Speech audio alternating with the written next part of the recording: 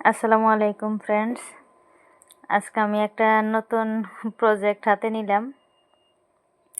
দেখি কীভাবে হয় না হয়, একটু চেষ্টা করে দেখতেছি।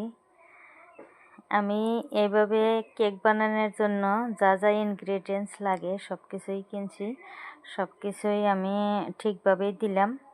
লাস্টে যাইয়া একটা বস্তুর জন্যে আমার কেকটা মানে কীতে কী হয়ে গেল আর কি। আমি সব কিছুই ডিটেলসে আপনাকে দেখামো। এই যে দেখাইতেছি আমি কি কি বস্তু এ পর্যন্ত আমার ঠিকই আছে। আমি যা কিছু দিতেছি সব কিছুই ঠিকই আছে। এটা সোডা ওয়াটার, এটাও পরিমাণ মতো যতটুকু লাগে আমি দিতেছি। দিয়ে এখন ভালো করে মিক্স করে নেব।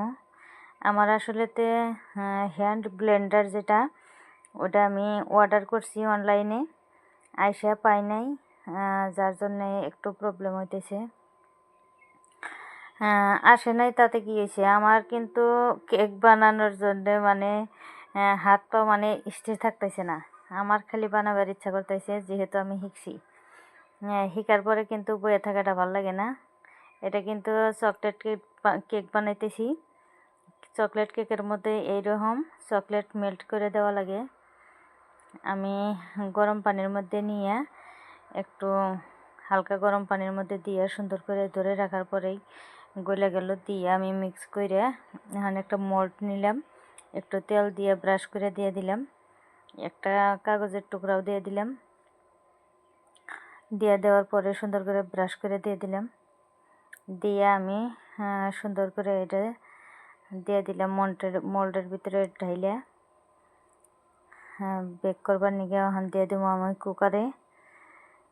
কুকারের মধ্যে। দেওয়ার পরে আমি পৌনে 1 ঘন্টা বা পৌনে 1 ঘন্টার একটু বেশি লাগছে, 1 ঘন্টাই লাগছে আমার বেকিং করতে। এটা আমি আসলেতে ভিডিও করি নাই। তারপরে এটা বেকিং করবার নিগে দিয়ে দিলাম।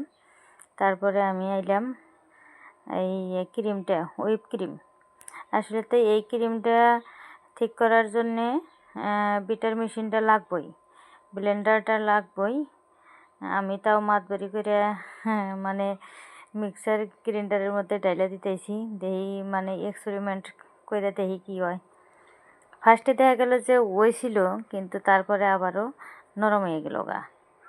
তো এখন আর কি করার উপায় নাই, চেষ্টা যদি করতেছি যেবা করে হোক করি ছোটোখাটো করে। তো আমার রাত্রে আমি কেকটা বানিয়ে রেখে দিয়েছিলাম, এখন হইল সকাল। সকালের পরে পরে আমি এটা কেকটা বাই করে নিছি। বাই করে নেওয়ার পরে এভাবে 2 টুকরো করে কাটলাম। এটা আসলেতে 3টা বা 4টা লেয়ার করেও কাটতে পারতাম, কিন্তু আসলেতে আমি জানি যে ক্রিমটা তো ভালো হইলো না, ওই জন্য আমি 2টা লেয়ার করছি। তো করার পরে আমি এইভাবে এই যে সুগার সিরাম দিয়ে দিতেছি। সুগার সিরাম দিয়ে দেওয়ার পরে আমি দিয়ে দেবো ক্রিম। তো সুন্দর করে আমি সুগার সিরাপ দিয়ে দিতেছি। যে মানে যা কিছু করা লাগে আমি ঠিকঠাক মতো তাই করতেছি। তারপরে একটা বস্তুর জন্য আমার কেকটা মানে আজকে পুরাপুরি কমপ্লিট হইল না। এই দেখেন কীভাবে হয়েছে, ক্রিমটা মানে একটু নরম হয়ে গেছে। এটা হ্যান্ড ব্লেন্ডার ছাড়া কোনো দিনও মানে ঠিকঠাক মতো হবো না। এটা আজকে ভালোভাবে প্রমাণ পাইলাম।